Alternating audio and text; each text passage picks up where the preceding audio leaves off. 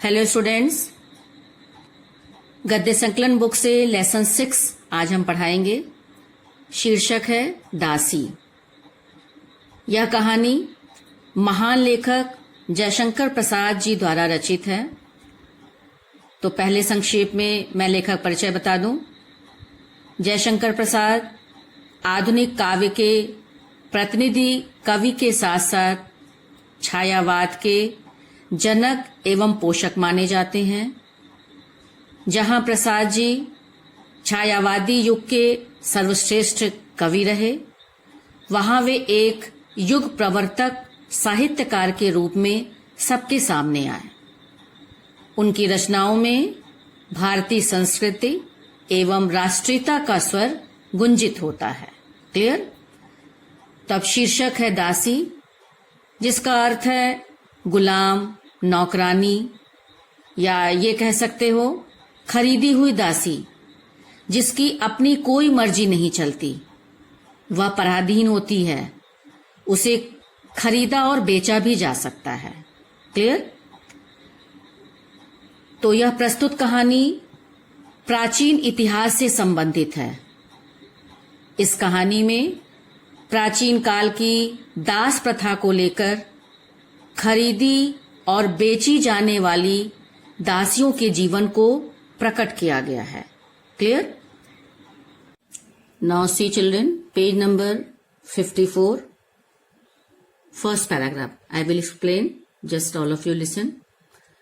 इसमें बताया गया है कि एक युवक जिसका नाम बलराज है, तलवार चलाने में वह कुशल है, वह हिंदू है। वह अपने जीवन से निराश हो चुका है और वह अपने ही हाथों अपने जीवन का अंत कर लेने के उद्देश्य से छुरा अपने सीने में भोंक कर मरना चाहता है। उसी समय एक फिरोजा नामक युवती, जो तुर्क बाला है, स्वभाव से अल्हड़ है, चंचल है। अल्हड़ मीन्स मनमौजी होना, भोलापन है उसमें। उसने बलराज को ऐसा करते जब देखा तो उसकी कलाई पकड़कर वह उसे मरने से रोकती है। नेक्स्ट पैराग्राफ इसमें बताया गया है, और इस हरी भरी दुनिया में जीने का उपदेश देती है। आगे उसे समझाते हुए कहती है कि यदि वह मरना ही चाहता है तो उसे तुर्कों से युद्ध करते हुए शहीद हो जाना चाहिए था, और अगर वह शहीद हो जाता तो तब वह उसकी याद में कब्र बनवाती, उस पर फूल चढ़ाती, उसका सम्मान करती। परंतु इस प्रकार गजनी नदी के किनारे छुरा भोंककर आत्महत्या करना यह बचपना नहीं है, बल्कि एक कायरता है। क्लियर?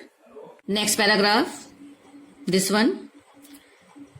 जब फिरोजा ने बलराज को मरने से रोका, तब बलराज ने उससे कहा कि जिस दिन उसके वीर साथी कटार से लिपटकर इसी गजनी की गोद में सोने चले गए, अर्थात मृत्यु को प्राप्त कर गए थे, उस दिन उसे भी मर जाना चाहिए था।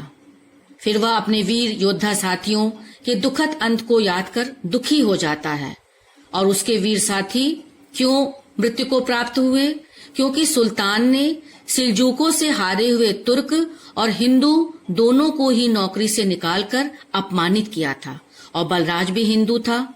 उसके लिए यह अपमान मरने से बढ़कर था, इसलिए वह भी अपने साथियों की भांति मरना चाहता था।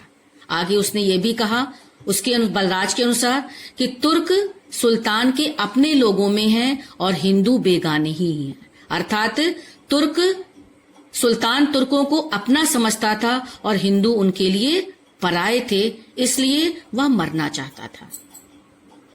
Next page, page number 55। See here. Balraj की बात सुनकर फिरोजा ने उससे पूछा कि वह किस लिए मरने जा रहा था। तब बलराज ने फिरोजा से बताया कि मेरी ही तरह वह भी कंगाल है। वह भी किसे कहा जा रहा है? एक लड़की के बारे में बताया जा रहा है कि बलराज ने उससे कहा था कि जब वह लड़ाई पर जाएगा और सुल्तान की लूट में उसे भी चांदी सोने की ढेरी मिलेगी, और जब वह अमीर हो जाएगा तो आकर उससे ब्याह करेगा।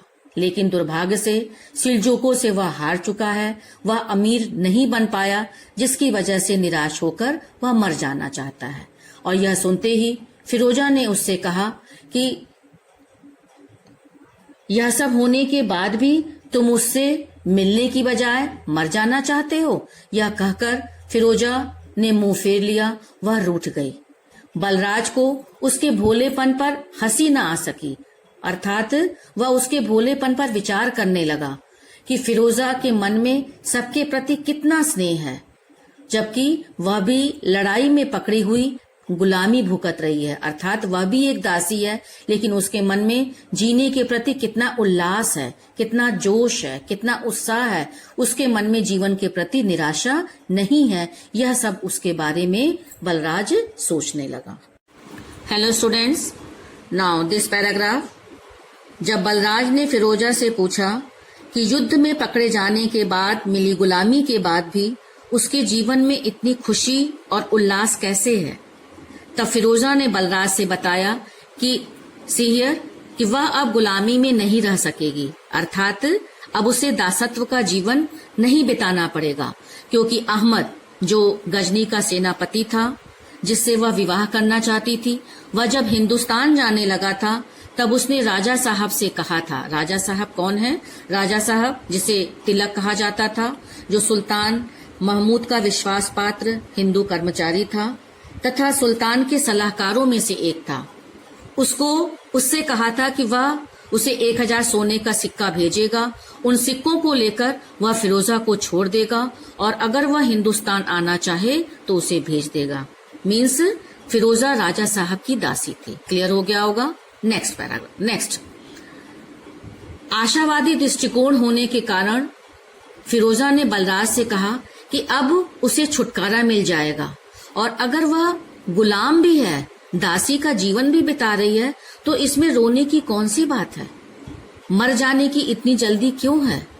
आगे उसने उसको समझाते हुए कहा कि जो आज गुलाम है वही कल सुल्तान हो सकता है, तो फिर रोना किस बात का? जितनी देर हंस सकते हैं उस समय को रोने में क्यों बिताया जाए। इस प्रकार उसने अपने आशावादी सोच को बलराज के सामने व्यक्त किया। Next page number 56। Here Balraj ने फिरोजा से कहा कि उसकी धार्मिक भावनाएं अलग हैं, सामाजिक जीवन अहंकार से और राजनीतिक क्षेत्र कलह और स्वार्थ से जकड़ा हुआ है। शक्तियां हैं, ताकत है, लेकिन उसका कोई उपयोग नहीं हो रहा है, उसका कोई केंद्र नहीं है।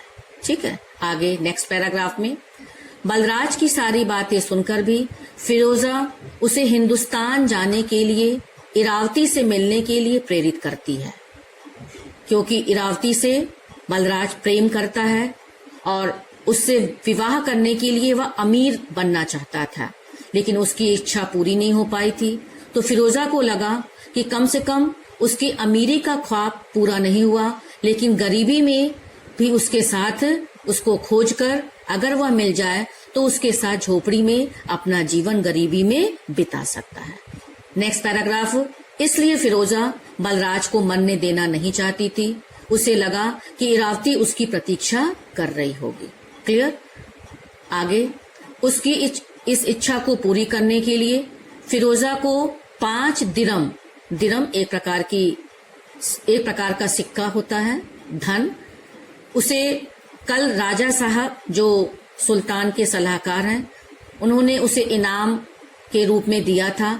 तो उस 5 दिरम को नेक्स्ट पैराग्राफ उसने बलराज के हाथों में देकर उसे जाने के लिए समझाया। ठीक है, तो इससे पता चलता है कि फिरोजा एक सहृदय स्त्री है, उसमें जीवन के प्रति सकारात्मक तथा आशावादी दृष्टिकोण है। क्लियर हो गया होगा? नाउ हियर उसी समय राजा साहब आए। उन्होंने बलराज को हिंदुस्तान जाने की सलाह दी और राजा साहब ने बलराज से अपने मन की व्यथा को प्रकट करते हुए कहा कि फिरोजा और उसकी बातें सुनकर उनका मन बेचैन हो उठा है, लेकिन वह चाह करके भी कुछ नहीं कर पा रहे हैं, क्योंकि अपनी महत्वाकांक्षाओं के आगे वह बेबस हो चुके हैं। अगर कोई व्यक्ति दुख में दुखी हो जाता है, लेकिन वह चाह करके भी अपने दुख को व्यक्त नहीं कर पाते हैं क्योंकि परिस्थितियों ने उन्हें जकड़ कर रखा है। Now next page number 57। Here कहने का आशय यह है कि राजा साहब के लिए सुख दुख अब कोई मायने नहीं रखता है। ठीक है।